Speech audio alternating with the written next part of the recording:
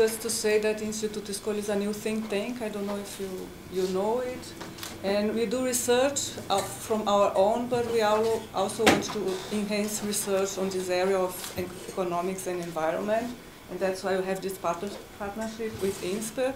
And we are really pleased and glad that Timo Goeschl accepts our invitation to come. And I hope he'll share his knowledge in this area with us at this time. Thank you.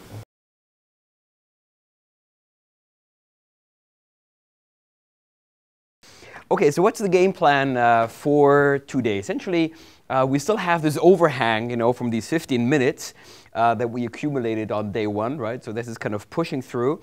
So we're going to spend, 15, 20 minutes wrapping up the valuation stuff, right? And then get into the instrument choice question. It's going to keep us busy for most of today. And the idea is that essentially at the end of today, you're going to have either, for the first time, the basic conceptual and topical toolbox of environmental economics at your disposal, or if you've seen this toolbox before, I would have reminded you, right, of what the elements in the toolbox are and why they might matter, right? And you will see that what we're going to be doing next week will be picking up a lot of these themes, right? So a lot of the experiments that we will see, right, will refer in a very direct way, right, to some of these questions that we discussed so far, questions of instrument choice, question of behavioral responses to instrument, question of valuation, question of impact, right? And this is going to be, so a lot of these things will reappear just in a different methodological form when we meet next week. So let me just remind you where we were yesterday. Essentially, yesterday, we looked at this overview that connected this concept of the total economic value, right? So this universe of values that human society attaches to the natural environment, right? And how this universe of values relates to specific methods of eliciting the values of these different goods and services that we don't see traded on markets, right? And essentially what we did yesterday, we introduced this notion.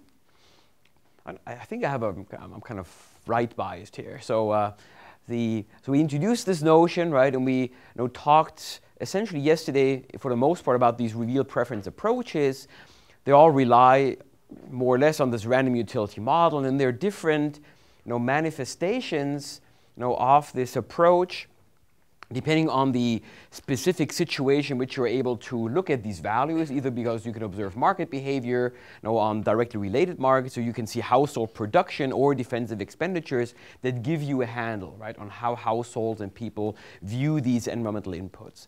And then in the last part of yesterday, we kind of moved over to these stated preference issues where we're able to look at values which are not really amenable, right, through these traditional methods that are based on revealed preferences, mostly because we don't have markets which are sufficiently closely connected to observe behavior on these markets to make an inference about what happens with these environmental goods.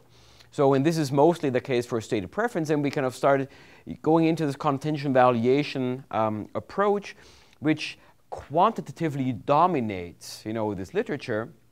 And we essentially stopped at the point where, the NOAA Blue Ribbon panel had drawn up, its criteria for what constitutes a high-quality contingent valuation approach, right? And essentially, what I'm going to be doing in the rest of this talk on valuation models is to, look through the further implications of some of these contingent valuation issues, because it quantitatively dominates. It's also the one that has attracted most criticism, right? And we'll see what the criticism is and what type of approaches are available to counter some of this criticism through methodological improvements. And then the last part, we look at choice experiments as the last part of stated preferences to understand what essentially the emerging gold standard is for stated preference approaches. And then we're going to be moving over to some of the experimental ways in which the market is constructed, right? But where actually people take real decisions under real budget constraints, right? And that's going to be addressing one of the key criticisms of this. So we're over here, right, in this graph, and this is what's going to keep us busy essentially for the rest of the morning. So this is what you saw yesterday, right? So essentially the outcome of this lawsuit being this idea that we need to define some standards, for what constitutes, a good contingent valuation study. And we went through, these key issues that have to do with ensuring methodologically that what you're doing in your valuation exercise actually relates to the theory, right, on which the exercise is based, right? Namely, a consumer choice under constraints where people understand properly what they're buying in a market-like context, right? And essentially, it behooves you as the contingent valuer to create these scenarios in a way that establishes credibility. And it's always useful, I think, to think about this court situation in the back of your mind. If you were subjected to this most painful examination by a court, how would you defend, what you've done? And, are these things defensible, right? And then if they're not, well, then you need to think harder, obviously, right? And I think it's a good way of thinking about this. So we looked at this, right? We looked at the elicitation methods, and we're going to be seeing that some of these possible weaknesses of elicitation methods constitutes one of the major sources of criticism that people have about CVM, apart from this point one. As I said, the other, four demands that this blue ribbon panel made on CVM essentially constitutes good practice of social science survey research, right?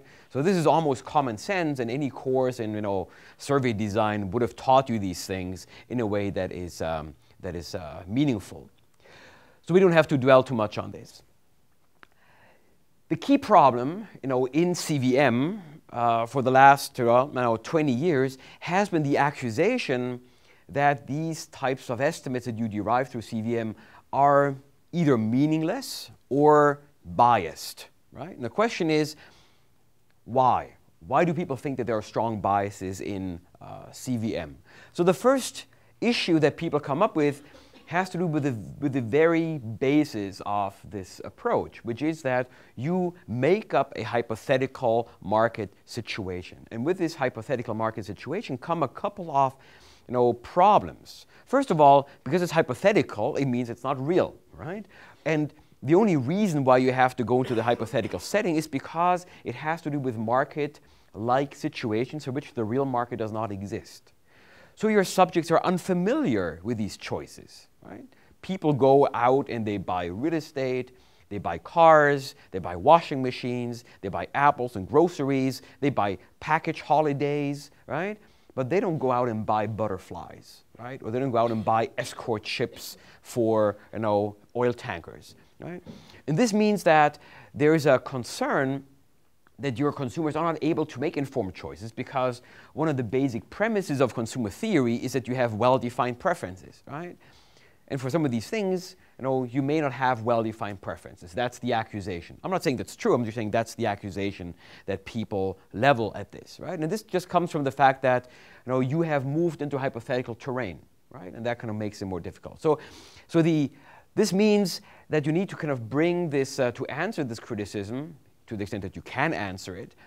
Part of this exercise that you want to do is convince your opponent in court, that these people were able to make meaningful choices there. So in some of these CVMs, people actually build in, essentially a check on comprehension, right? Whether people actually understand the factual basis that they're, under which they're taking this choice, to build credibility, right? That people are confidently navigating this hypothetical environment that you've created, right? So this is one important bias, right? That people look at this.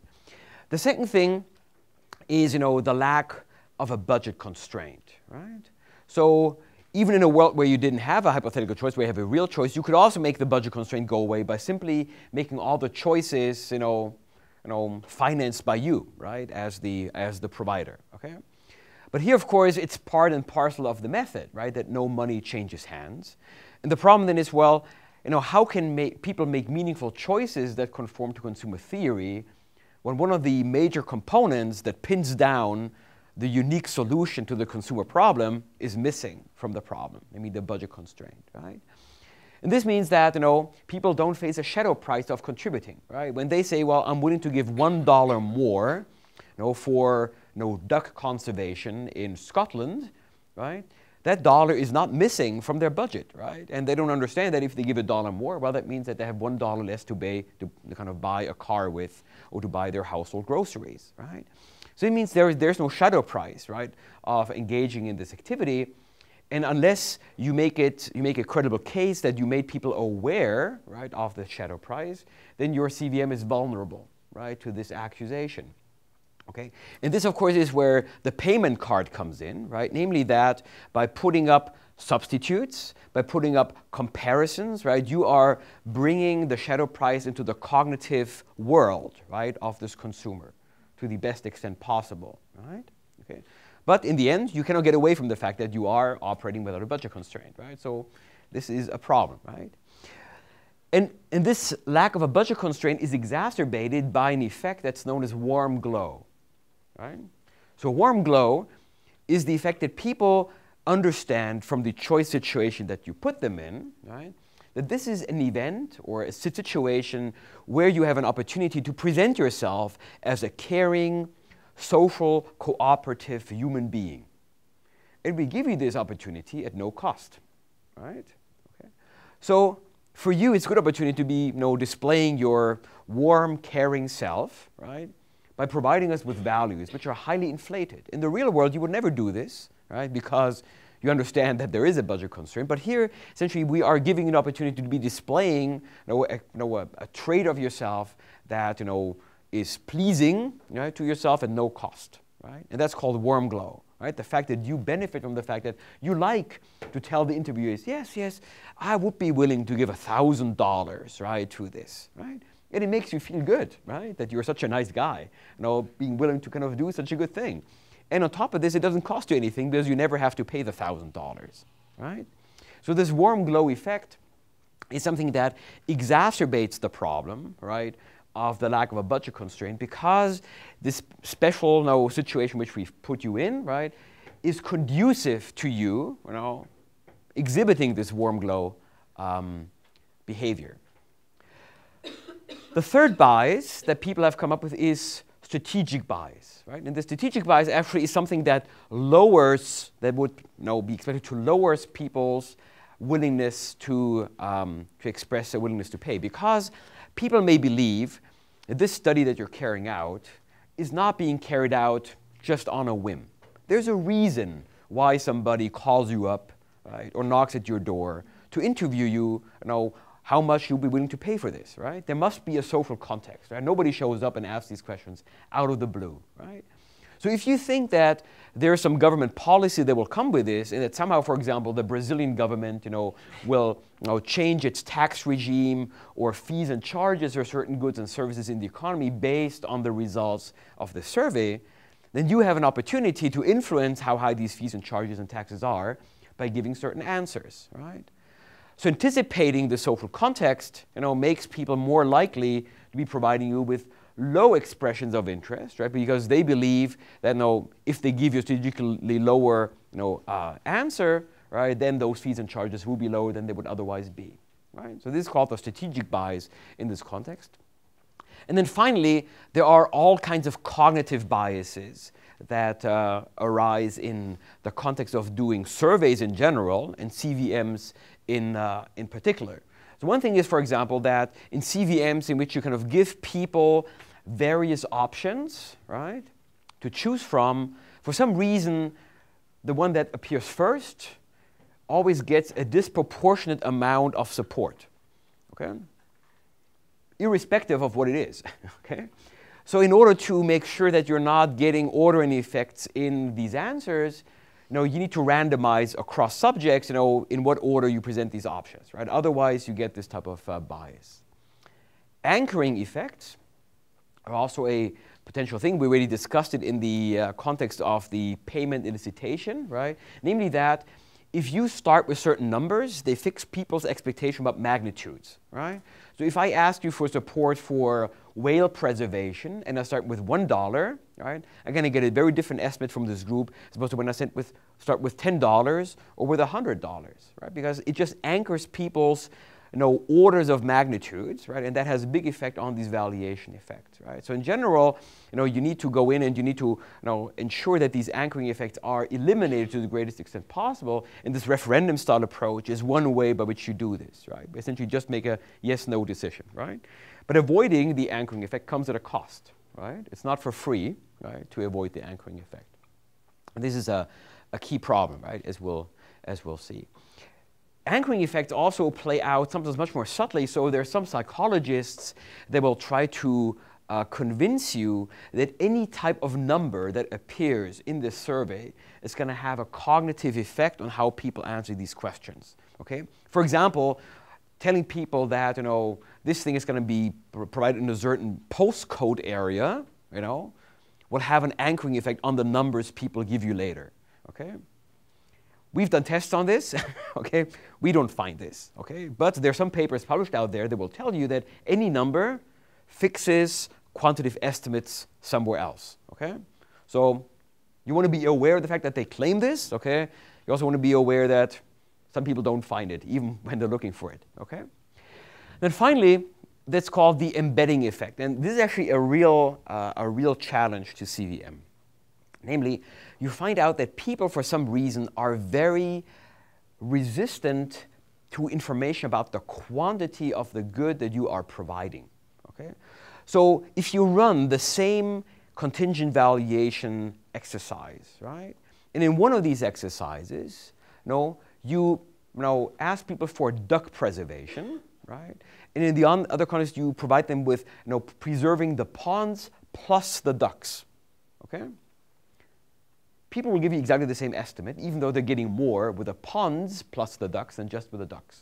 Okay? The reason is that people imagine the pond with the ducks when they give for the ducks, right? So this is one of the problems that you need to make sure that your scenario about the good that's being presented is really clearly defined, and that you understand what people understand when they make this payment, right? Or express this payment. Also, you find this when you do studies like where you preserve lakes, right? People, for some reason, think that if you give, to preserve one lake, it is as if you're giving to preserve 5 lakes. Okay? For some reason, quantities don't seem to matter that much when people make this expression of giving, even though you would think that, preserving 5 lakes is something else from preserving 1 lake. Okay? This is called embedding. Okay? And the embedding means that when you ask people, in this context about their choices, they have a concept of the product or service that they're buying embedded in their mind, right? And for you to actually get to an accurate assessment of the specific good or service that you're interested in, you need to disembed them, right? You need to throw them out of their mind that they have made, the bed that they've made in their mind, right? And resituate them in a new way in the context that you have in mind to make sure that what you have there actually conforms to what you believe you are measuring, right? So a lot of it has to do with subtle psychology, right? And your ability to actually ensure that people, do give you a meaningful answer, right, to the question that you're asking, rather than an answer to what they think that they're buying, okay? And as you can see, from the number of biases and also the severity, right, the argumentative severity of these biases, it's not that easy. It's a lot of work to do a CVM in a way that would convince even an impartial observer, let alone somebody who's hostile to your CVM, right, that this exercise that you've carried out was actually conducted in a way, right, that is truly reliable, right? Okay, so this means a lot of work. This is what I meant early on when I said CVM is super easy to do, right? We can run one in 5 minutes in this classroom and we have a CVM, right? But to do a good CVM, right, one that's actually resistant to these types of objections, is actually a real challenge, right? So a real challenge to do this well. One answer to this approach of criticism is a method that has become more prevalent now in recent years, and that's called choice experiment. And choice experiments essentially are also a survey method that's very deeply related to contingent valuation, right? And it's also hypothetical, right? But it's essentially an approach of presenting the choice options in a way, right, that has convinced people, okay, that some of these biases that people detect in CVM are not present to the same extent that they're present in contingent valuation approaches, right? What's the difference, right, from contingent valuation? Essentially what it does, it doesn't ask anybody directly what their values are, right? Okay. So there's no point in this where anybody is asked directly to state a preference for a certain product or service or amenity in explicit monetary terms, right? Instead, what you do is that you present the subject with bundles that combine different options, right? Different characteristics along different dimensions, right? And out of this you make an inference, what that means for the implicit value of this good, okay? What essentially is based in is this Lancaster theory of values that also, I didn't mention this, lack of time, also underpins the hedonic approach. Essentially the idea that you can take apart any of these amenities and services into subcomponents, right? And the idea is that, after you think of a house, what is a house? Well, it's a number of bedrooms, bathrooms, garages, garden, blah, blah, blah, right? All these features that determine in the first approach the observable characteristics of this house. And the idea is in Lancaster, it's actually reasonably well tested, that you can essentially take the house apart into these sub-values, understand how much people are willing to pay for an extra bathroom, an extra bedroom, an extra kitchen, blah, blah, blah, an extra garden, right? And then when you put these things together, right, the sum of these values is the same as the value of the total thing together, right? Okay. And this is the basic idea, that you can sort of disassemble any product into its constituent components. And this is the same idea that is here, right? Namely that you can take this good that we're interested in, right, this complex project apart into various dimensions, right? And then you can look at these different attributes, right, these dimensions, right? Look at different exhibits, right, of these attributes, how much of it you provide, how many bedrooms, how many bathrooms, blah, blah, blah, right?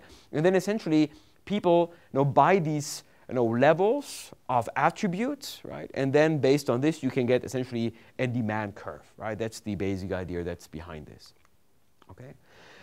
And so what you do, right, in these choice experiments is that people, face a series of screens in which they take choices between different options that are comprised of different levels of these different attributes. And then essentially it's a combinatorial question, right? How many levels and how many attributes you're interested in, right? And then how many screens everybody has to see and make a decision on. Take into account that people will only give you an answer to a finite number of screens in a way that's meaningful, right? So there's a cognitive limit, right, to how many variations people can see there, right? And essentially what people do with every screen that you present them with, they simply choose the option that they like most, okay? Okay, so it's a bit like dichotomous, but sometimes it's trichotomous choice, but essentially you have 2 or 3 options, right? And you choose one that you prefer, right? And essentially what you always have in there is one price component, right? Okay, so these bundles will be offered at different prices, and so you always observe, what role the price played, right, in explaining the choice that people made between these different options. Okay, so this is the basic idea. Okay. This is what it looks like, for example, right? So here we have an example for a biodiversity management setup, right? And these people would now be in a setting where they observe different characteristics, attributes of this choice situation, namely how much biodiversity is there. This is employment, by locals. This is education research. How many locals will be retrained on this? And then here, critically, the money, right? Okay, so how much this thing would cost, right? And then so these are the attributes, right? And then you have the levels, right? So each option, right, gives you a statement about the level at which this different attribute will be provided, right? And then finally, the bill. What does this thing cost, right? So how much can this thing? And then very often, it's good practice that there's always one of the options is the status quo, right? So there's a bit of discussion on this, but the gold standard in the literature is that you would always include leaving everything as it is, right, as essentially the benchmark against which your subject can always compare these options, right? And this is always explicitly mentioned in every screen. Not every choice experiment does that, but the better ones do it, right? And then people can essentially make a choice here between these three options, right? So they know that between option A and option B, here biodiversity becomes enhanced, right, in option A. Here it's maintained, employment increases in both of these options, education, research, extraction. So this is a biodiversity thing where, people will go in and sample material, right, from this biodiverse area. This will be maintained at current level and here increased. Retraining here more than here, right? And then the one-off payment, well, this is what the price is in both cases, 40, right? Okay. And then here essentially this is the status quo, right? And of course here you can see why we're doing this experiment because unless you take some policy action here, biodiversity is going down, employment is going down, extraction is going down, and no one's being retrained. Okay, that doesn't cost you anything, but it also means that you're currently on a slide, right, towards a deterioration in these various attributes, right?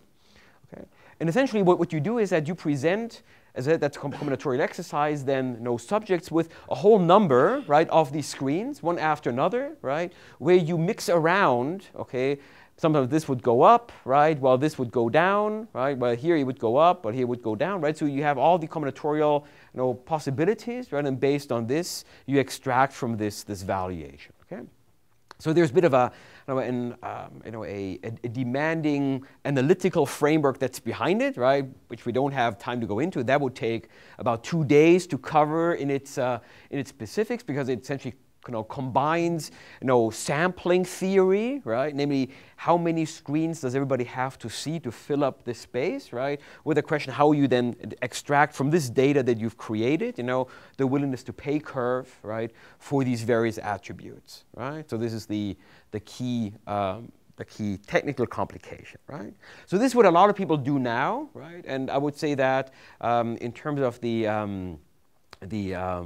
acceptance of this method, this would rank clearly above contingent valuation, right? But it's also technically more demanding, right? Because your ability to actually construct this choice experiment in a way that conforms to statistical theory and the extraction of this data into demand curves requires a higher level of technical expertise, right, than in a CVM, right? Which is where it's pretty straightforward how you do it, okay?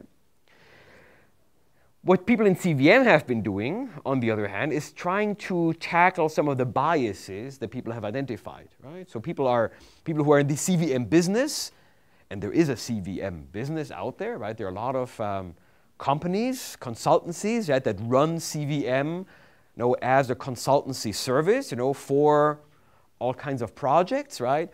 In order for them to increase the credibility of their method and make it more acceptable, people have been thinking very hard, both in academia and among practitioners, about how you could overcome this hypothetical bias, which is really a key objection, right, to this problem. And there are a couple of things that people have undertaken. There are essentially two types of approaches. One is the ex-ante approach, and the other one is the ex-post approach. What does the ex-ante approach mean? Well, essentially it means that you change the design, right? And this will take already the first step towards experiments, as we'll see in a moment. Essentially what you do in the ex-ante context, you change the design in a way that overcomes, at least for part of your sample, this hypothetical dimension, right? We'll discuss this in a moment. The ex-post idea is you just do your CVM as you always do it, but you exploit data where we know how choices in hypothetical situations predictably and systematically relate to choices in non-hypothetical situations. So if you know that in a hypothetical setting, for example, people tell you that their estimation or their willingness to pay is 50% higher than it is in a real context, right? Well, then, you can do your CVM, right? And just, divide this estimate by 2/3, right? And then you are, exactly at the right number, okay? So these are the two approaches that people have taken. So let's see how they do this, right? So consequentiality designs, right, essentially is that, you kind of change, for some part of the population, this consequentiality, namely that for some part of the population, their choice would actually become real in terms of, if they choose a contribution, there will be a contribution, and they will have to pay for it, right? And this gives you essentially within the same CVM that you're carrying out, a comparison, right, group, and then you know how to recalibrate the other guys, right, in order to kind of get the sample, how would have everybody behaved if they all would have taken a consequential decision, right? So this is the basic idea. Okay. Why do you not do it for everybody? Well, because that's very costly, right? Okay, to make consequential decisions for everybody. Okay, so so this is a typical context, right? And in these contexts, sometimes what you find is that if you, for example, if the real world provides this other sample group for you, then you can find that there is, for example, convergence between your hypothetical setting and what you find in your CVM. So there's a whole series of paper here that Christian Vossler has done where he looked at referendum-style political decisions, right? And then compares, well, do I know what the CVM tells me about the outcome of this referendum, right, as opposed to what then happens in the real referendum? And what he sees there is that there's no statistical difference, right? So this actually tells you, if you were in court, right, you could go back to the expert of the other side and say, well, actually, we know that from this type of CVM that I've carried out, that there is no hypothetical bias, right, if it's conducted in the right fashion, right? So this is an important piece of information. Another possibility is to engage in what's called honesty design. Okay, so this is an interesting idea, namely that you go in and you exhort subjects, right, to think really carefully about this choice situation and give you a truthful answer. Okay. Now, economists would be a bit skeptical about this, right? Because they would say, well, this is a clear example of what's called cheap talk, right?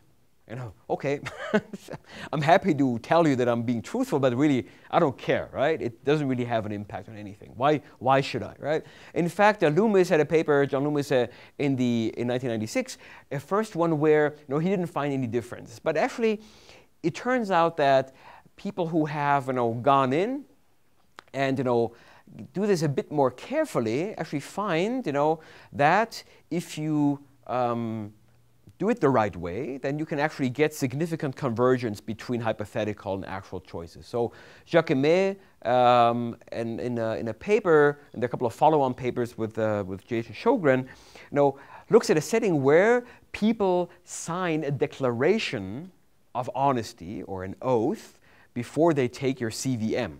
Okay, so they would sign a thing like, I, the undersigned, swear upon my honor, okay, or whatever you think works well, my mother's grave, or God, whatever, right? Okay, on my honor that during the whole experiment I will tell the truth and always provide honest answers, right? Okay, and this actually changes results, right? So this has an impact on what people do, right? And people, looking at tests of using this kind of a variation of this, right, is to essentially tell people that we found in the past these experiments that people don't think very carefully, right, about what they do. Please don't, okay, or please do. Please do think carefully about what you do, right? And based on this, people have found that in most of these cases, in 6 out of 8 cases, you actually find that has an impact on either eliminating the bias or reducing the bias relative to real choices. Okay, so there are design possibilities, right, that enable you to reduce this hypothetical bias through a careful design. Now, with the oath, I should tell you, there's a lot of debate in this literature because people, myself included, are very nervous about the oath procedure, not because I don't think that it reduces bias, I think it does, but the problem is it cheapens this method, right? I mean, if every time from now on we're going to be asking people to be swearing by their mother's grave or their honor to be doing the right thing, then that takes away from the privilege, right, that is accorded this type of choice situation, right? And if you do this too many times, I mean, I don't know how many times in your life you have sworn on your honor to be doing something, probably not that many times, okay? And if you do this on a daily basis or a weekly basis, let's say you are part of a panel, it just cheapens this thing, right? It's not going to work the 10th time as well as it did the first time, right? Okay, and so over time you will exhaust the truth-telling potential that this thing has, right? So there's a certain issue with this, right? And there's also a design feature that has to do with overcoming the warm glow issue, right? So you're concerned in the setting, as I said, about warm glow, that somehow you're this is a social opportunity to be displaying who you are, right, in this choice situation. So you are grappling with the fact that people feel that either if they, for example, don't give in a setting where it's about nature preservation, that they're disappointing the experimenter, right? People like to be liked, okay? And they don't want to look like a social asshole, right, in this situation, right? They want to appear like somebody who's doing the right thing, right? And you think that the experimenter has an interest in a certain outcome, right? So as a result, you will try to give an answer that makes them happy, right? Because that's the way a lot of us are hardwired. But that's not what we're interested in. We're not interested in your desire to be looking cooperative. We're interested in what would you really do, right, if you would have the hard choice between these options, okay? And likewise, as I said about warm glow, if you think this is a vehicle for social acceptability, so you can walk out of the experiment, or out of this contingent valuation later on and say to your neighbor, well, how much did you give? I said, well, I gave 10. Well, guess what? I gave 100, right? And that makes you look better, right, in this social situation, right? You want to overcome this somehow. So what people have used some interesting ideas to do this, right? So one thing that I like a lot essentially is a inferred valuation. Namely, you don't ask people what they would pay, you ask them what they think others would pay. Okay? Okay. And this is actually something that has been shown to eliminate the bias, right, in a couple of papers, right? And in some of these cases, you kind of give them trichotomous choice models, right, where there is a third option given, right, in this ability, and this very often has an impact because people make choice among relative choices. So if you present something that is relatively less socially well-looking, right, people will adjust their bias downwards to respond to this, right? So if you give them more explicitly the option of being socially uncooperative, this very often helps, right? And there are a couple of things where people have done validity tests on this, right? They actually find that there is a certain impact on over-attenuation in this context.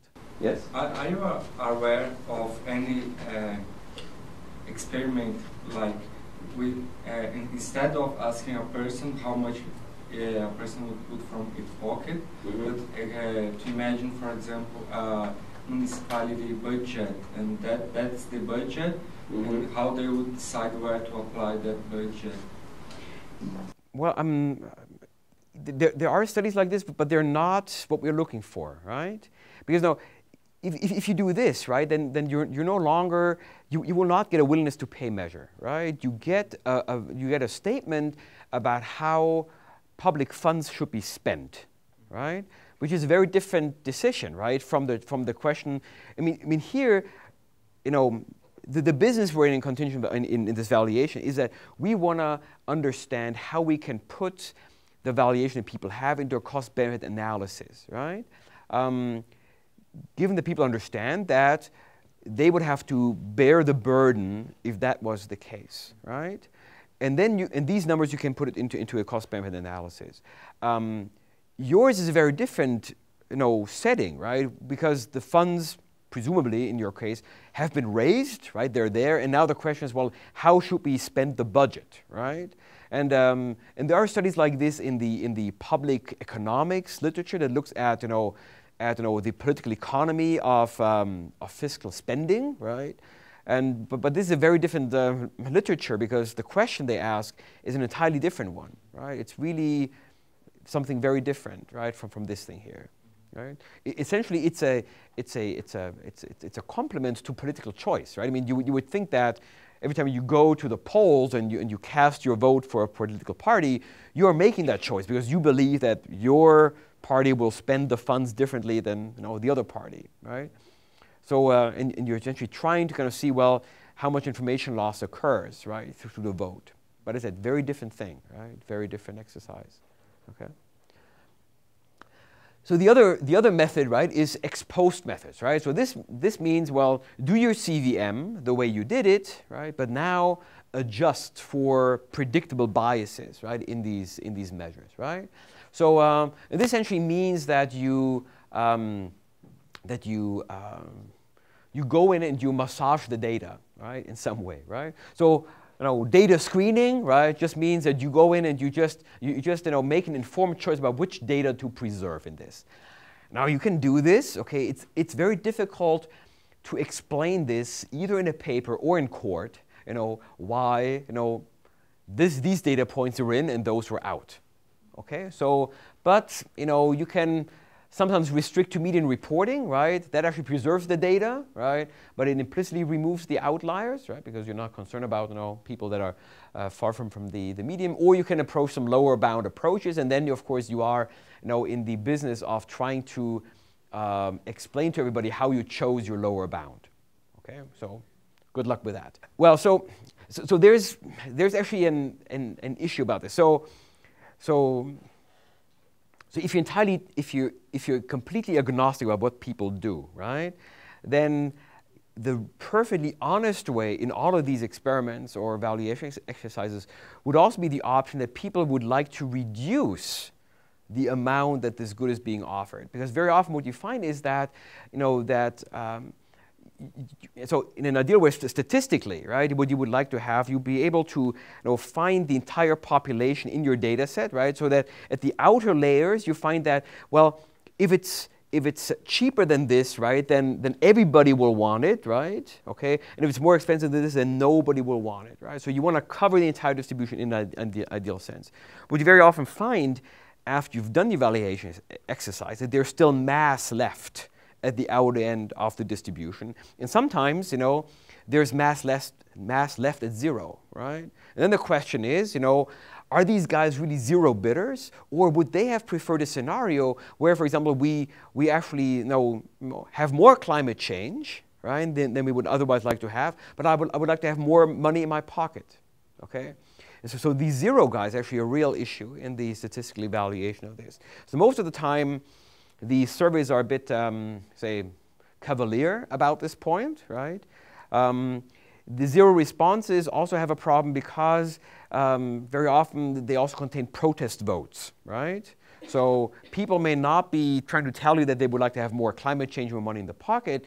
They're bidding zero because they're trying to tell you, I actually feel pissed off by this, right? How dare you come around and ask me for my opinion on this thing, right? I don't want to pay anything, right? At least not for this government, or not because, right now we have these guys in power, right? I mean, all kinds of reasons why people, express to you a reason that makes them question the entire exercise that you're proposing to them, right? And so taking care of these zeros is sometimes done by having a filter that allows people that give you a protest vote to be captured somewhere. For example, if you give zero, if you say you're willing to give zero, give us a reason, right? Is it because, right? And then very often you would have a free text, right? Because your imagination only goes so far, right? People have a lot of reasons why they want to bid zero, okay? But the zero, as you point out, is a critical point, right, in these analyses, right? Both for the protest vote issue, and because very often there's mass left in the distribution. Right? So, so this means the data screening is an issue. There is, related market calibration. It's a bit like, the consequentiality design. So here, sometimes what you would do, you would go in and you would run a lab experiment, right, parallel to your CVM, right, and then look at the results from the lab experiment and then recalibrate, right, what happens in your CVM based on these results. So, and this is then called CVM minus X, right? The idea is that the CVM will give you an overestimate of the willingness to pay, right? And then you deduct X from this, and the X is what the lab supplies you with, right? Okay, that's the idea, right?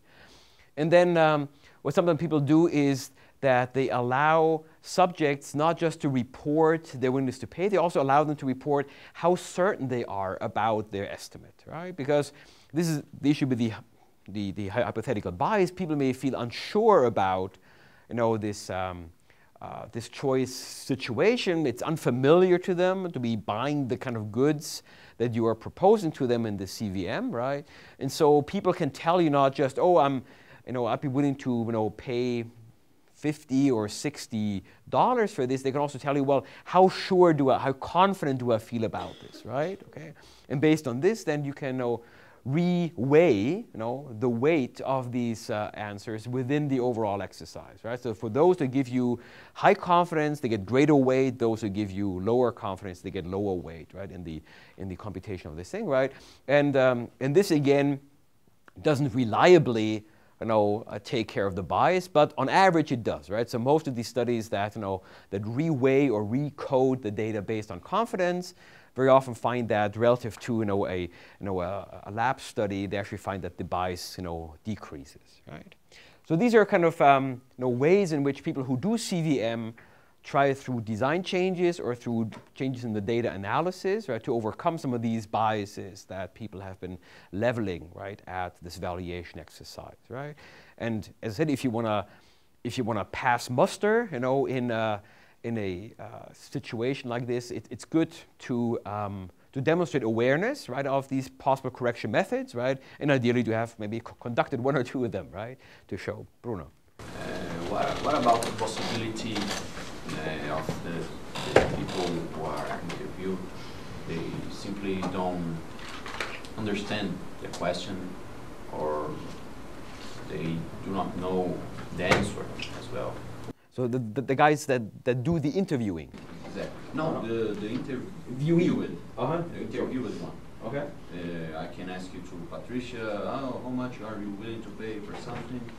And she can, I don't know why, whatever. She can't understand the question. Okay. In a way that she's obligated to give me a number, but this number can be biased because she wasn't able to understand the question, right. Or. But that's kind of what this uncertainty thing would be trying to take care of, right? So first of all, so if you have a lot of observations like this in your sample, right, it means that you didn't pilot very well, okay? I mean, the first thing you always do, right, I mean, this is like basic social science research, you go out and you pilot your design, right? And if you pilot, and of course you shouldn't just pilot with students, right? You should pilot with the population to which you take the sample, right? And then if you do this and you realize that people just misunderstand or don't understand that, then you've done a bad job, right? In presenting this, you need to go back to the drawing board and redo this. If you've piloted successfully, right, and you go out and you find people like this, then there are different ways. So first of all, it's important to emphasize that in these survey things, nobody is obligated to give you an answer, right? They can just say, well, right, and you would essentially record that, right? But they didn't give you evaluation, right? So. Okay, so this is the first thing. And then if they give you evaluation, I think this uncertainty bound, I think, is something that, is really helpful in, attenuating this bias, because it would let, Patricia, actually express the fact that, well, I think I might be willing to give like $30 for this, but I don't know, it could be anything between 1 and 100, right? But 30 looks like a good number to me, right? And if they can express this certainty, and there are different ways of eliciting this. One is that people just state on kind of Likert scale, you know, how confident they are, right? So very confident would be a 0 up to 5, right? Or you can essentially, you know, invite people to give you ranges, right? So we say, okay, I would be willing to bid 30, but it could be anywhere between, you know, 10 and 50, or between 20 and, you know, 35, right? Okay. And this would be the basic idea. So there are various methods in which you can, you know, allow people to be expressing the lack of confidence in their own answer to this, right? Okay. I find in my particular life very different. Lots of people react in some way on the internet, for example, on Facebook. But when you ask her or him the same question in person, they answer differently. Right. And how do you control this difference in where the survey is conducted? Mm-hmm. So what exactly do you find? Do you find that people systematically overstate willingness to pay on Facebook, and they're not as strongly? So good morning. There are. So I don't think we have a lot of evidence yet that tells us how the medium of asking predictively influences, you know, stated willingness to pay. There may be a study like this, but I'm not aware of one, right? That would tell you that you could rank, you know, the different media, right, in terms of, you know, which one is most or least likely to produce a bias. So I'm certainly with you that I would believe that the different media are different, right? What would be important for us to understand is there a systematic pattern, right, that would pick up, right? So I mean, we know. I mean, so some people have done this. These types of exercises in experiments, and we've done stuff like this where we kind of do the same thing in different settings and kind of compare, you know, behavior as you change design or sample group or medium. But I haven't seen this for CVM, for example. It'd be interesting. I'm not saying it's not there, but I'm not aware of it. So let's put it this way, yeah. So that might be an interesting topic. So, and I think it's particularly interesting because you know, there's, you know, with the expansion of our ability to actually, you know, get in touch with people, right? I think there's a strong methodological interest from people know which one of these channels you should be using, right? I mean, they differ in terms of cost and potential to actually attract numbers, but also how good they are, right? So what is the inbuilt bias with them? So I think it's an interesting topic, right, to understand, you know, whether we can find something systematic out of this. I mean, in the end, I mean, you're looking for a table like this, right? That kind of gives you, well, we have like 10 studies, right? And they've all calibrated, you know, this exercise against various social media, and then we find, well, you know, we can actually rank, you know, these different, you know, survey channels, right? I mean, there is this idea, I mean, in social science research, this is social science research, I haven't seen this for willingness to pay, but in social science research, I mean, there is this idea that you know, the gold standard is the in-person interview, right? So this is supposed to give the most honest, reliable answers from people. I think it's also the one that's most likely to induce an experimental demand effect, right? That people, because they're in a close contact with you, they want to look nice and you know, cooperative, right? Because, you know, you're in a face-to-face contact. So, but I haven't seen anything like this for willingness to pay, right? Okay. I believe that if you conduct this kind of survey online, I don't know, through Facebook or some other website, I think you would have to give more, maybe financial incentives to the person, because at least me, when I'm online, I don't want to answer anything because I don't want to waste my time answering things. Okay. Yeah. Yeah. So yeah, this may be one of the. Yeah, but with Facebook, who knows? I mean, we know. I mean, there's a lot of this stuff being conducted now via the internet on platforms like, you know, AMT, so Amazon Mechanical Turk, for example, and there you play for amazingly low stakes, right? And there's been a lot of validation effort being put into to what extent, you know, stakes matter, right? And there you actually find that stake size is almost irrelevant, okay? You get the same result whether you have people play for $1 or $100, right? Which is great news, by the way, right? Because, you know, I mean, for us, you know, if you're an experimenter, I mean, the one thing you always wonder is like, how big does the budget need to be? And that's a question of, you know, trading off sample size and stake size, right? Okay, it's very simple. And in any exercise where you can demonstrate that stake size is relatively unimportant is great news, right? I mean, we've done experiments where we have public goods games with 100 people, right? You can imagine what this means, right? Because it means that if anybody gives anything, right, to the public good, you need to multiply that number by 100, okay? So so this means, for example, if you have an endowment of 10 euros for people, and people give half, right, of their endowment to the public good, right? One independent observation costs you 10,000 euros. That's a pretty expensive observation, right? So there's a lot of research in this, right? And that actually shows you that the channel doesn't matter much, and you can get great results with very low stakes, through internet-based experiments. But how it works in Facebook, I don't know, right? It's a very different environment. People have different expectations about the interaction. I don't know, difficult, right? It's something that I think that requires investigation to have clear results on this. So let's do it. Okay, and there essentially we already are in the experimental markets, right? So the experimental markets essentially trying to overcome the hypothetical problem of evaluation by going in and actually making choices truly consequential, right? So people don't take a hypothetical choice; they actually take a choice that results in payoffs or sacrifices, right? Or that provides the public good or not, right? And this is the kind of stuff that we do. So typically, experiments have been used in this valuation stuff a lot for a long time, but they were very rarely used to actually do the valuation exercise itself, right? They were used essentially to test behavior, to kind of see, how serious is the hypothetical bias, do we, what explains the difference between willingness to pay, willingness to accept, right? So all kinds of tests, but they haven't really used experiments to actually do the valuation itself, right? Now, we're going to be talking about experiments a lot, in the future, right? But of course, they're kind of experiments you do out there in the field with real people, not students, okay? They kind of are drawn from the general population, or you can pull people into the lab, right, in this very controlled environment.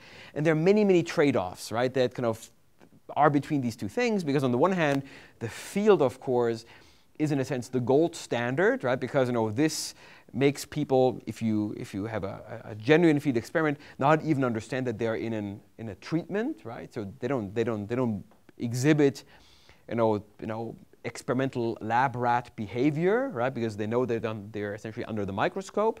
But on the other hand, it's a loss of experimental control, right? Because very often you don't know what people do, right? In a detailed way, right? They might be doing other things, right? So the lab, on the other hand, gives you perfect control, right? Everyone's there, you know what they're doing, right? So you have a very clear idea about control conditions, right? But it's increasing is use of evaluation itself. So we talk about this next week. So let's look at the evaluation a bit, right? In the study that really started off the field in my mind was this one here. Which Rich Bishop did, my former colleague at Wisconsin. And the benefit it had was it was not about a public good. Essentially what we have here is a private good that people are purchasing in a sense, and that is a permit to hunt geese, right, in Wisconsin. So I don't know whether you've been to Wisconsin is kind of a rural state in the American Midwest, right? And one of the few ways to entertain yourself, in the fall season when it's kind of, it's not very sunny and weather's not so good. Well, you go out and you shoot geese, right? Wild geese, right? Of which there are many, right? Okay, so this is a sport, right, around there. Okay, and there's a sizable community of people who want to do this, right? They're interested in this, but because they want to limit, the impact on the wild geese population, there is a system where the limited number of permits are being allocated through a system, right? And traditionally it's done through a lottery system. You apply for a permit, right? And if you're drawn, right, then you get the permit, and once you have the permit, you can go out and kill geese, right? Okay, so that's the commodity, right? So this is actually a private commodity, right? This is actually important in the history of the evolution of this literature, right? That they're not providing a public good, right? They are purchasing a private good that is publicly provided, right? Okay, so important difference here, right? So lottery, right? This is kind of the traditional way to do this. And what Rich Bishop and Thomas Haberlein did was to kind of see, well, what can we know about people's willingness to pay to get this good, to get this permit, right? And they used essentially, three of the methods that you've seen before, right? Namely contingent valuation, travel cost, and again contingent valuation. And but they also, what they did, essentially have a simulated market, namely a market where choices were truly consequential. Okay, and I'm going to explain to you, how they did this, right? So essentially, what they did is that they kind of had these, all the people who had applied for this lottery, and they would essentially randomly allocate people to a treatment. And depending on which treatment you were in, you were getting one of these four alternative tests, right? So 1/4 of these thousands of people was sent, a survey that asked them, well, if you got a permit, right, how much would we have to pay you, right, in order to surrender this permit, right? So willingness to accept, right, in order to give up the permit, right?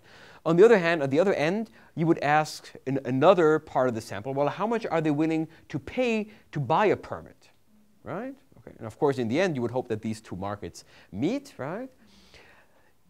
They did for another subset, they did a travel cost study, right?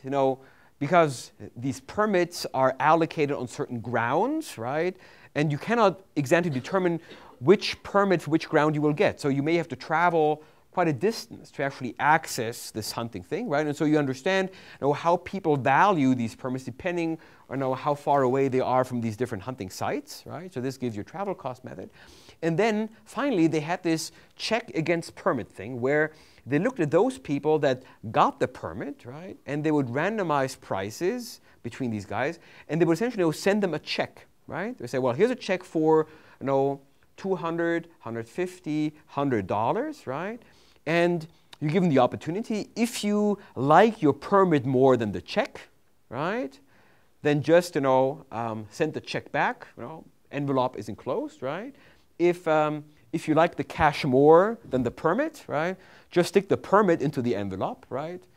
Cash the check and send us the permit back, right? So this is a real market, right, where you have a choice. You have the permit and you can choose whether or not to keep the money or go out and get the cash, right?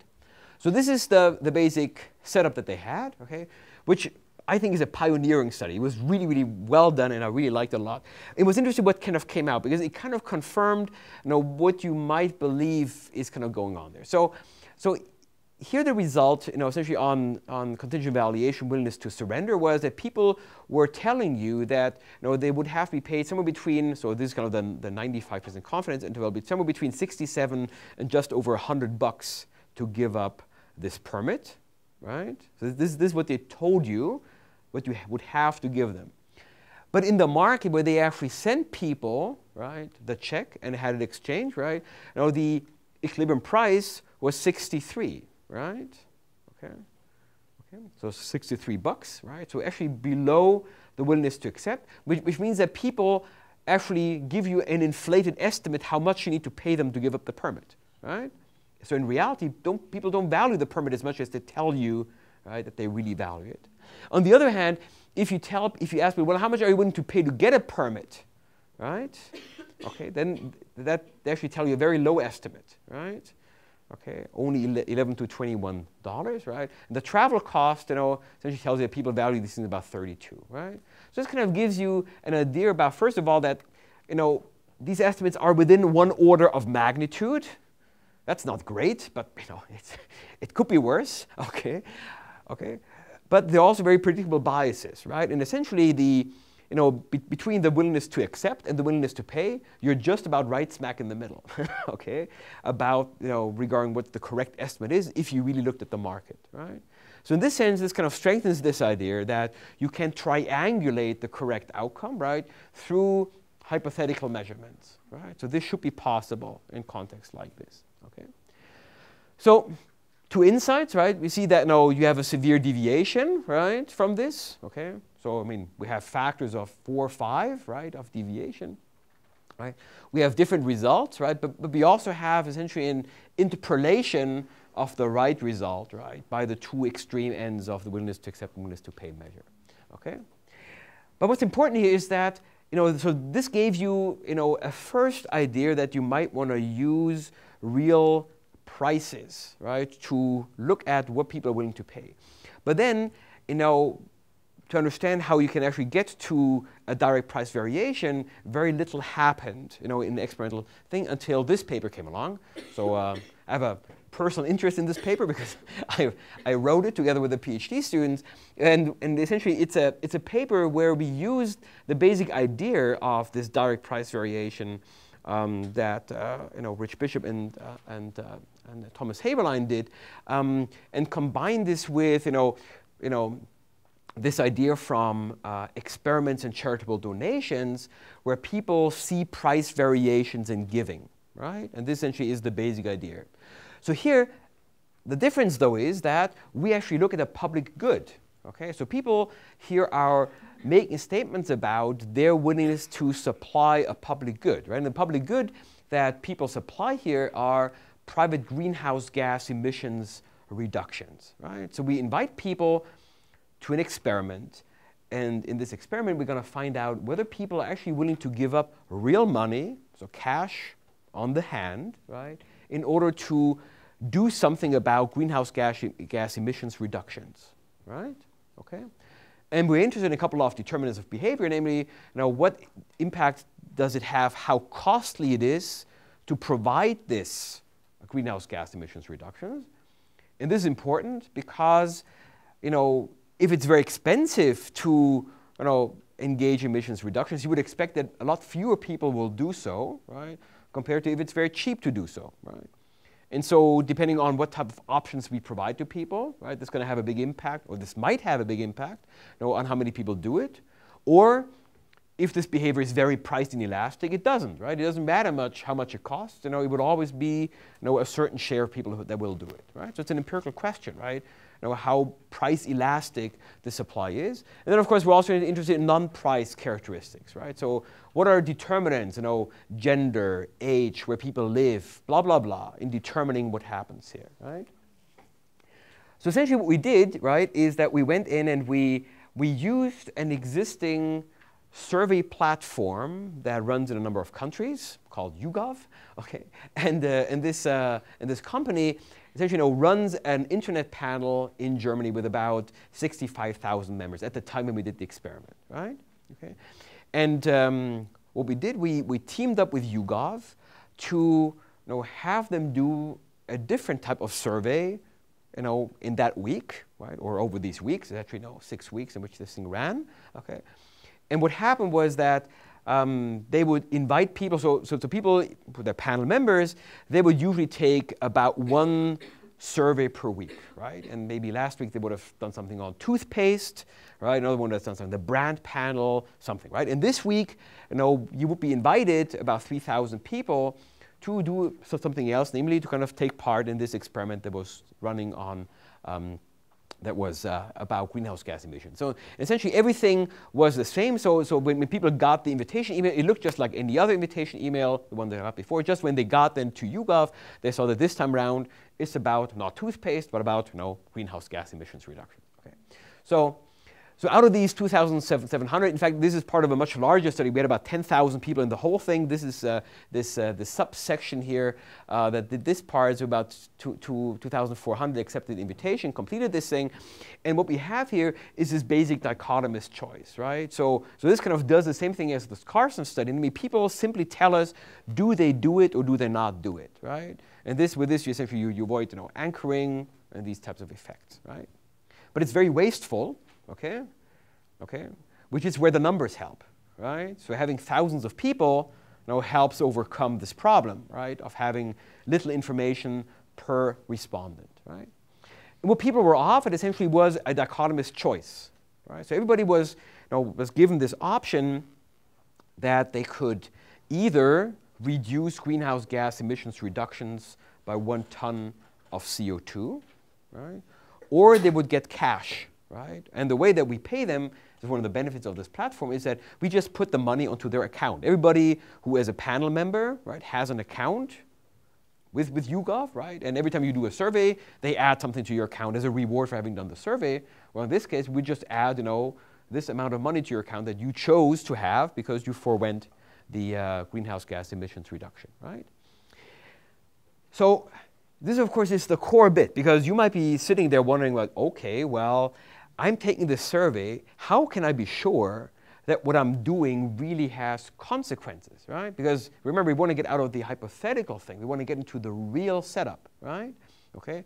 So, and hopefully you believed me, right? That telling people that we will put cash onto their account, that will be credible, and it's credible because it's happened. Every time before they did a survey, they found after having done the survey, there was more money in their account than before, right? So they have trust in this relationship, right? On the other hand, how do you believe me, as somebody who takes this survey, that this greenhouse gas emissions reduction will happen, right? Okay. So in the way that we did it here was to actually use something that, a unique opportunity in a sense, because the EU has greenhouse gas emissions trading, right? And you can buy permits on this thing. So we are trading permits, okay, as a research unit. So we can buy units, but what you can also do, you can retire those permits, right? You can essentially take them out of circulation and bin them, right? And every time you do this, you generate a trace, because these permits have their individual identity. Every permit has a number and a name. You know where the permit was born, right? And you can also see where the permit dies, right? And if we retire it, the permit dies. And this is something that you can document, right? And essentially, you can provide people with a proof, a certificate, that this ton of CO2 emissions, right, that would have been emitted otherwise, will now be killed, right? And will not be available for emissions by all the regulated emitters in the EU, right? So an important part of this experiment is building this credibility, right? And testing later through the survey design, right, in the questionnaire, that people actually buy this, right? That they actually believe you, right? That you're not making hocus pocus, right? That if they choose the emissions reduction, they actually get the emissions reduction, right? So this is the important part. And this is where we differ from a CVM, right? Because people are supposed to and tell us that they believe in the consequentiality of the actions. They believe if they choose the money, they get the money. They believe if they choose the emissions permit, actually we're going to have 1 ton less emitted in the EU, right? Right? And this is the basic part, right? So this is the entire engine of this. And part of the engine is, of course, the treatment, namely that different people get different prices. Okay, so one guy would get quoted 2 euros to reduce a ton of CO2 in the EU, and somebody else would be offered 100 euros, right? Okay, so if Jana was offered, sorry, you had another name, right? The one that's not on here. So if you were offered, say, 10 euros, right, for you it would be reasonably cheap, right, to carry out the CO2 emissions reduction. You would only be giving up 10 euros, right? But if I offer Roberto 100, he would be giving up 100 euros to do this greenhouse gas emissions reduction. So for you, very expensive, right, to be providing this emissions reduction, right? And this actually provides you with a variation, right? So we have a very fine-grained thing. We have thousands of people, and we have this in steps of 2. So every treatment cell has about 50 people in it, right, that experience this choice, right? And then based on this, you can see, well, do people actually reduce greenhouse gas emissions, and what role does the price play, right? Okay, so does everybody who gets offered for 2 euros, do all of them do it, right? And nobody among those that need to give up 100, or which way around does this work, right? So, and of course there are a couple of questions, right? So the big challenge, right? The one thing where you expect flack from your colleagues, right, is that the first thing that gets into people's minds once they understood this, as economists, think that, your experiment is going to have a big, big problem. And that problem is field price censoring. Imagine a situation where I was trying to find out whether or not how much you're willing to pay for chocolate bars. Okay? So I'm here with a basket full of chocolate bars, right? I'm going around, and I randomly ask you, Renata, I have a chocolate bar here. You can inspect the chocolate bar. You know the chocolate bar well. You like the brand, okay? And I say, well, here you have a choice between the chocolate bar and, 80 reais, okay? 80 reais, okay? Am I mispronouncing? Okay, make it dollars, easier. Okay, so, and let's say that right now, you're feeling tired, breakfast is a while ago. I think I could really do with a chocolate bar right now, right? But $80 is a lot of money, right? And you also know that this chocolate bar I'm offering to you, right, is available out there in the street from the vendor for, $1, right? So you know that you could buy 80 of these if you just take the money, right? Okay. So even though, in theory, right, you're willing to give up $80 for the chocolate bar, you will not do it because, the field price out there, of which you are aware, is so low, right, that you know that it's stupid to be doing it, right? You like it that much, but you take the money and then behind my back you go out and you buy 80 of them, right? Okay, in order to kind of satisfy your craving. That's field price censoring, right? I would observe you as somebody who is not willing to pay 80 euros for a chocolate bar, but you are, okay? It's just that because the field price out there is so cheap, right, you're not doing it, right? Even though your true willingness to pay would be high enough, right? And this is the problem with field price censoring, right? When you offer goods that people understand are available elsewhere outside the experiment, right, for cheaper, right, then they might be doing this. So a lot of the care in this design goes into preventing or making sure that field price censoring does not play a role, right? Much easier for us here because it turns out most people have no awareness of emissions trading, right? That they could buy, in theory, a permit, how it works, what the costs are, right? So people don't have really a clear sense what that field price is, right? And whether at these field prices these things are accessible to them, right, in a meaningful way. But that's a big thing, right? Obviously, right? Anyways, it got published, so our referees thought that this worked. Okay, so essentially, so I don't know what the expectation is, right? So how many people do you think chose the emissions reduction out of these 2,500 people? So how many percent do you think went for an emissions reduction? 20%? 60. 60? It's Germans after all, right? So we have out of these 2,140 subjects, more than 2,000 chose the cash, right? About 300 chose the emissions reduction. The question, of course, at what price? That's going to be important, right? So contribution price rate 15%, right? But of course, the first time we looked at this data, we thought, that's actually not so bad, given that we were charging on average, 51 euros for the ton, right? Which strikes us as pretty expensive, right? Okay, but if you look at how it works out at the margins, the difference is not that different. In fact, it's better to actually look at it as a graph, right? This is the contribution price, share price relationship, right? And as you can see here, so this is the share of subjects, 10%, 20%, 30%, 40%, right? And this is the price, right, for which it was offered.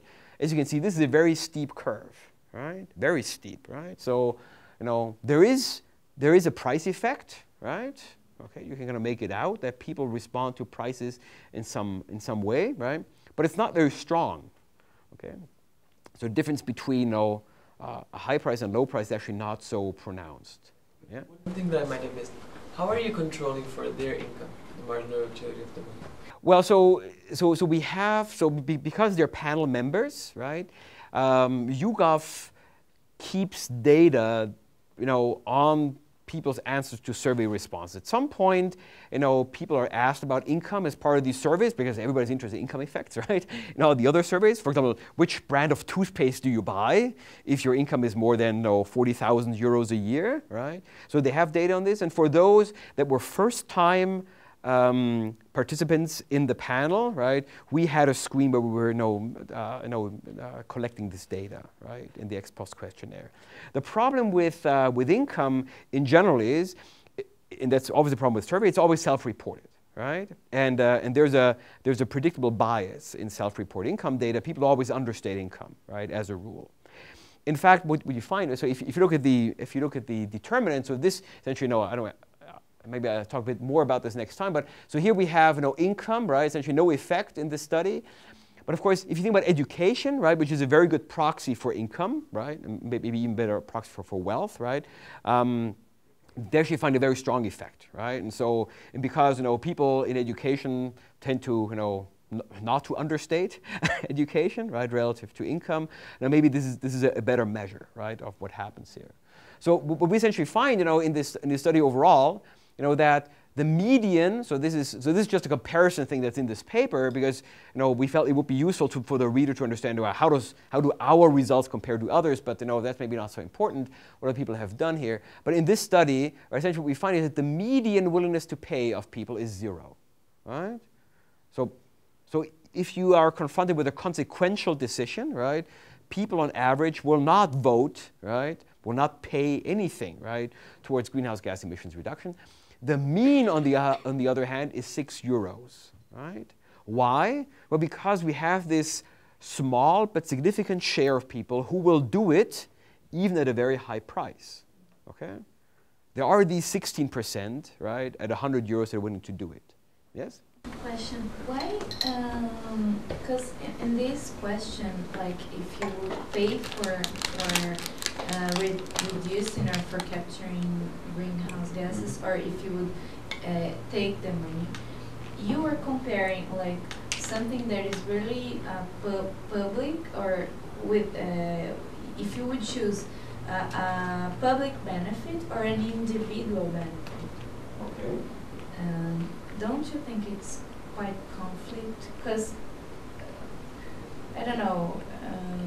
For example, people choose every day to use their cars in spite of using the public transportation, because they prefer the self-comfort despite of contributing to a more comfortable environment for society, considering that a bus occupy much less space than each individual car. Right. So people are not used it, even in, I believe that people, even in developed countries, prefer their self-interest despite the public interest. So this is absolutely, this was the objective of this study. Well, the objective of the study was to find out. So to take a step back. So a lot of people in the climate change policy literature, right, are trying to convince you that, in addition to public policies that reduce greenhouse gas emissions, an important component of emissions reduction is going to be individuals taking voluntary climate action, right? Doing what you say will not happen, right? Okay, they say rely on people, that they will actually contribute, right, voluntarily.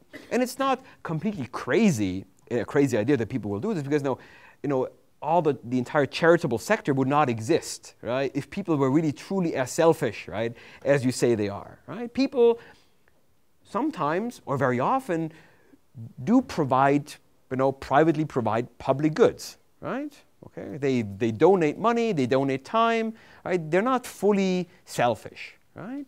And most of these studies over there, right, will tell you, they haven't done the median, right? They will give you, that people are willing to pay 25 euros, 24 pounds, 12 euros in order, up to this price, they're willing to actually make a contribution towards greenhouse gas emissions, right? So they're out there, they're trying to tell you, yes, there is willingness to pay, right, to do this, right? Above and beyond what the public does anyways, right? Okay, so our question is, first of all, is there a willingness to pay on top of this, right? And if it's there, how big is it, right? And our result is that the median willingness to pay is 0, right? So if you went out to the population, the median chap will not contribute anything. There's a small minority of people, around 15%, right? They will do it, and they will do it almost no matter what, right? No matter how expensive it is. We don't know if anything about above 100, but within the range of prices that we administer, right, we find that people, even in the very high price range, are doing exhibiting behavior that you are said is impossible, right? They're saying, well, I will give up, right, these 90 euros so that I can reduce emissions by 1 ton, right? Okay. So, and this is what drives this factor here. So personally, I mean, one reason why we got, so this is the interest that drove this. Personally, I was always very skeptical about these results, right? Because I didn't think there was going to be a lot there, right? But I couldn't be sure, right, without going in. And none of these other papers, with the exception of this one here, which is very different design, really did not make choices consequential. I mean, they went in and people, were asked, for example, in aviation offsets. Maybe somebody mentioned this yesterday. In fact, somebody did, right? So a while ago, in fact, even today, you can, if you buy your airplane ticket, right, you can offset your emissions, right? Okay, so and there in these studies, people asked them, well, would you offset your emissions? Not very hypothetical, CVM style. Would you offset your emissions if it cost X, right? And they say, of course I will, right? A lot of people do, and based on this, right, you get very inflated statements about what true willingness to pay is, right? So in the fact that we have a consequential choice and we find 0, essentially proves your point, right? But it's not obvious, right? But it's not obvious that it should be this way, right? Okay. I believe like this is very. This happens, and the thing is that in the case of, for example, mobility and also in a kind of sense climate change things in São Paulo, a lot of discussion among these issues and public and private transportation, and people just will use the public transportation, the public transport when it offers quality and speed, like, and efficiency. Right. If not, they will continue using the car, and people don't the majority of people are not aware about their contribution to climate change at all. Absolutely. But it's also true that, if you compare private and public transport, the problem is that you have a big unobservable here, right? Which is, what is people's individual valuation of the cost it imposes on them to be using public transport, right? And this may differ, right? I mean, some people may feel very uncomfortable in public transport, others don't, right? And this is a little bit like varying the price, right? But your empirical problem, right, in your case, is that we know what the price is because we varied it, right? We randomly assigned prices across the population, right? So we know, right, how this price impacts on choice, right? Your problem in your case is that you're not randomly assigning these costs, right? People have their costs, right? They're with them, and the problem for you is, well, understanding, well, what are these costs really are, right? In most of these cases, all you know is that the cost is high enough, right, for people not to choose the options that you're providing. On top of this, of course, what you have here is not a choice between a private good and a public good, which is what we have here, right? It's very stark, right? A complete dichotomy. Here's cash in your pocket. Here's something that's a pure global public good, right? In your case, it's much more complicated, right? Because you have an impure public good, right? You have private goods component, because the private transportation, I mean, you get from A to B just by different modes, but these different ways of going from A to B have different public implications, right? And that is, a complication because you need to kind of then tease out, those impurities in order to kind of get at a firm estimate of this, right? So the empirical problem there is much, much greater, right? And essentially what you're saying is that you need to kind of bring down the cost a lot. This is what you talk about in terms of efficiency improvement to make this a viable alternative to kind of taking your private car. Okay, but it's a lot more complicated because the number of variables is a lot greater, and the goods you're comparing is a lot less clean, right? So here we have the benefit that we can really make these things absolutely stark, right? Okay, so much simpler. Exactly, black and white. Exactly, it's really black and white, right?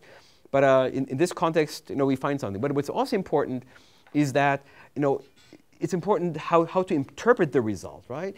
What we're not saying, right, is that people would never vote for a policy that would publicly coerce people, force people, right, to be undertaking emissions reductions, right? That's a very different scenario, right? That's not the scenario we have here. Here, people add greenhouse gas emissions reductions above and beyond what is done by the public and everybody else, right? So it's really a pure free rider situation, right? It's very different from a setting where we ask, well, how would you vote in a referendum, right? Okay, they would say, well, from now on, we are limiting everybody's carbon budget to 7 tons per head or something, right? Very different scenario, okay? And that's a scenario that we cannot speak to, right? Because the choice situation is a very different one, okay? So we cannot interpret this. We cannot say, well, because people don't voluntarily do it, right? But one cannot conclude from this that if you had a referendum, they would all vote against, right? Or the majority would vote against a policy that would reduce emissions reductions, right? Okay, so. Yeah. I would ask this, like, how would be like if it would be possible to use this kind of research to try to establish a price for a carbon tax, for instance. Yeah. So what you get here, so you could not establish the price for a carbon tax because and it's actually very hard. So we've been. This is what we would love to do, to be able to do. But the question is, how can you design consequentiality in a setting like this? And we don't have the answer. If the answer is someone in the room has the answer, how you can make a consequential design, okay, then it's great. But because what I mean by consequentiality is that, if the majority of people in the experiment would vote for this is the design you would like to have, right? If the majority of people really vote for this, then this thing will happen. Well, I cannot tax people, right? I'm just a university professor, right? I cannot go in and then impose a tax on everybody, right, based on this. So a very important component of consequentiality is missing, namely that, the outcome of the result will not happen, right? Even if people behave in a certain, consistent way with this. Exactly, that would be entirely hypothetical. This is not hypothetical, right? People give up the money, right? If you chose the 100 euros, you get the 100 euros, right? If you choose emission reduction, you get it, right? So everything is real, right? There's no make-believe here, right? So as soon as people trust us that we actually implement the choices as we say we do, right? Then this thing is real, okay? And this is a big difference, but it also limits, again, what you can do, because how do you make this consequential, right? I mean, we would love to have a study where we can look at a tax like this, right? But since we cannot impose a tax, we don't have consequentiality, right? So that's the problem. I mean, there's a lot of debate about what type of biases might be there, right? I mean, the important thing here, right, is that you might notice that here everything is on the house, okay? So whether you choose the money, well, we pay your money, right? If you choose the emissions reduction, in a sense, we provide the emissions reduction, right? So nobody, in a sense, nobody has to take money out of their own pockets to provide the emissions reduction, right? So in this sense, it's not obvious, right, that there's a bias here against taking the emissions reduction, okay? And so...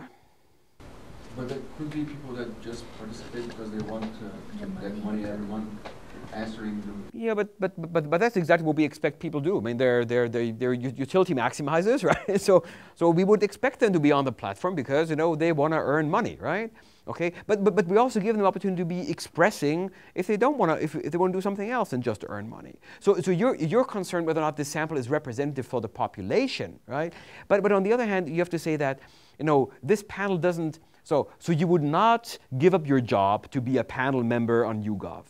You could not, really earn a living doing this, and the incentives are small enough, usually, right? That I mean, you don't do this for money, right? I mean, you do it because you think it's an opportunity to convey your views and opinions, right, to somebody. And all that this does is a small compensation for the time, just to give you a bit of an incentive to actually click on this thing and do it, right?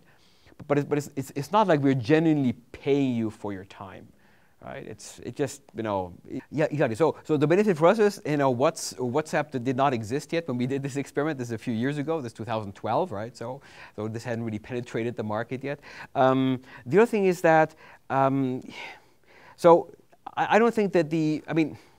And they have to stay hours there. In this case, there, I'm saying. Yeah, I mean, this will be so the incentives here are not large enough, right, to really make people, go for this as an income earning opportunity. Why? Because here, we have a randomization system, so your chance is 1 in 50 that your choices will become realized, right? So in this sense, the expected value, right, of all these realizations, both the emissions reduction and the thing under the same randomization scheme, is not large enough, right? And this is because we wanted to preserve, the basic incentives levels that YouGov provides, right?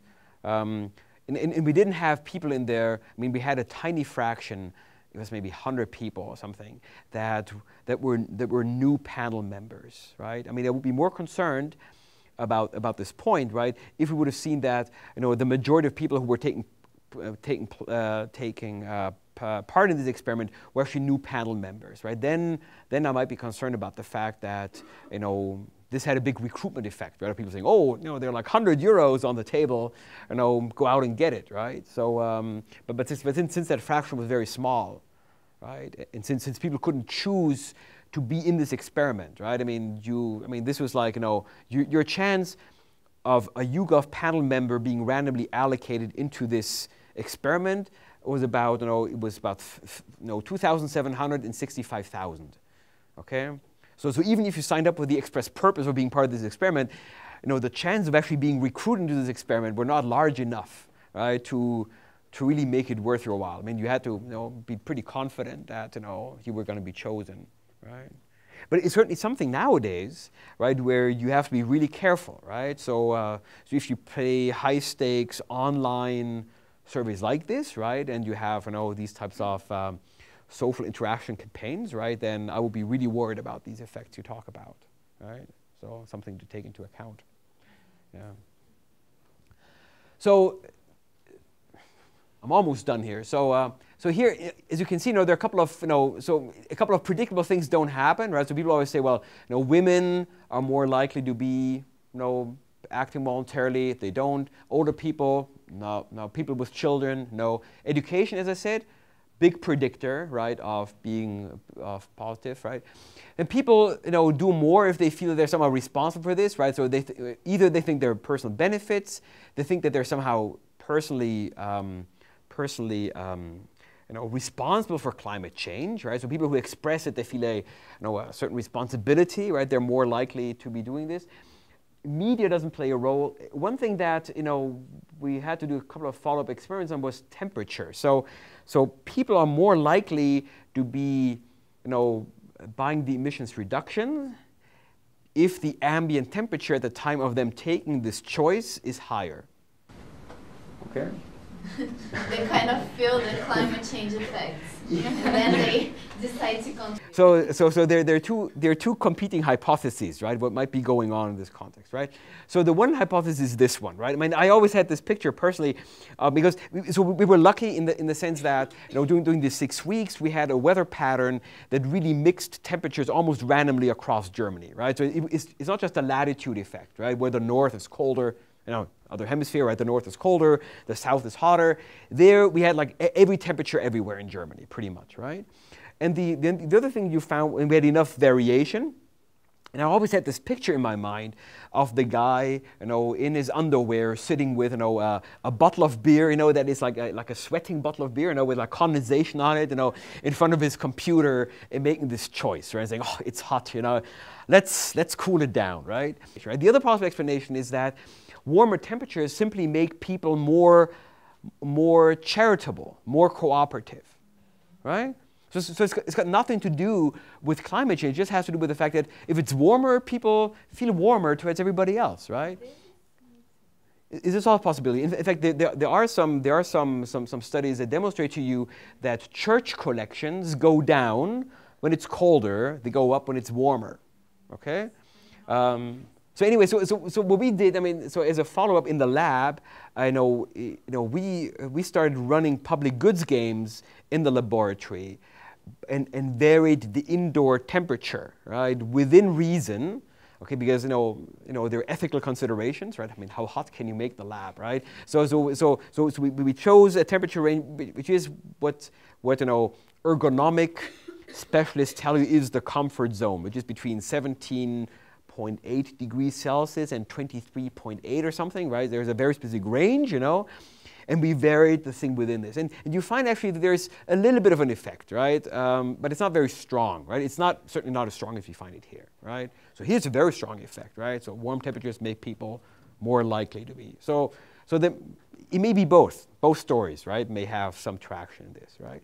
But this is just to exemplify how you can take an experimental design that has full consequentiality, right? And use this then to kind of back out, monetary estimates of willingness to pay, right? If you want to have a sense of, well, what is the willingness of people to voluntarily provide that public good? Well, this is a way to do it, right? So let me just conclude, then we can have a break. Only 20 minutes late. To say, well, valuation, right, is really necessary to kind of make the environment count. I mean, if you want to have the environment in the CBA, you need to mobilize, a set of methodologies that can make it come alive in the CBA, right? Otherwise, it will not be there, right? So you need to think hard about how to do this. There's a problem because the values you're interested in are multidimensional, right? And this multidimensionality means that even for one single environmental good, you may have to employ a variety of methods to approach the total economic value, right? While avoiding double counting, right? So it's actually quite difficult, right, to do it in a good way, right? Now, revealed preference methods, right, essentially enjoy higher credibility, right, because they're based on non-hypothetical data, right, and everybody who's been doing hedonics, they know that now people accept these things, right, because they seem eminently credible, right, from first principles. But of course, they're limited by data, right, and relevant value categories. You cannot do everything, right, with this, right? Stated preference methods, on the other hand, are more versatile. You can ask a CBM about everything you want, right? Okay, but of course they enjoy less credibility because they suffer from these types of biases. And we've seen, how in new developments, there have been attempts to overcome some of this, right? Experimental markets, are kind of spreading, right? So this is, a hot research area. We'll talk about this a bit more next week, right? Where we can overcome hypothetical bias, right?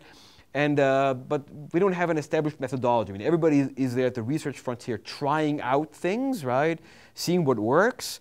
But we're not yet at a stage where we can kind of hand this down to the consultancy sector and say, okay, now here's a blue book, how to run, an experiment on this, right? So we're still assembling, amassing evidence that will help us kind of provide a best practice guide for this.